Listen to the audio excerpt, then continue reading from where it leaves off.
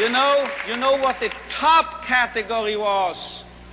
78% of these American youngsters were concerned, as they expressed it themselves, with finding a meaning and purpose in their lives. So this is a realistic view on man. And you won't believe it, gray hair, my age, I started taking flying lessons recently. Do you know what my flying instructor told me?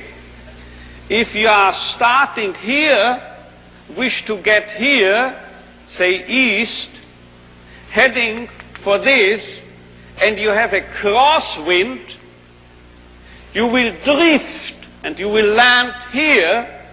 So you have to do what we pilots call crabbing, he told me, C-R-A-B, crabbing. You have to head for north of this airfield, and you have to fly that way, you see, as if you headed in this direction. If you are heading here above this airfield, then you will actually land here. But if you head for here, you are landing here. This holds also for man, I would say. If we take man as he really is, we make him worse. But if we overestimate him,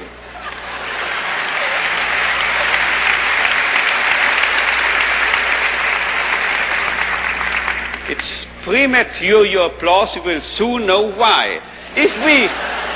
If we seem to be idealists and are overestimating, overrating man, and looking at him that high, here above, you know what happens? We promote him to what he really can be. So we have to be idealists in a way, because then we'll wind up as the real realists. And you know who has said this? If we take man as he is, we make him worse. But if we take man as he should be, we make him capable of becoming what he can be. This was not my flight instructor, this was not me, this was Goethe. He said this verbally. And now you will understand why I, in one of my writings, once said, this is the most apt maxim and motto for any psychotherapeutic activity.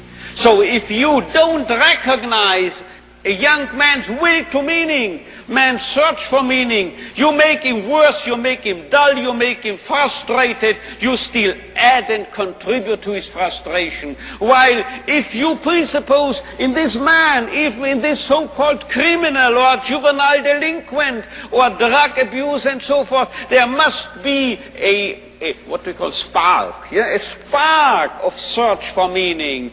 Let's recognize this, let's presuppose it, and then you will elicit it from him, and you will make him become what he in principle is capable of becoming.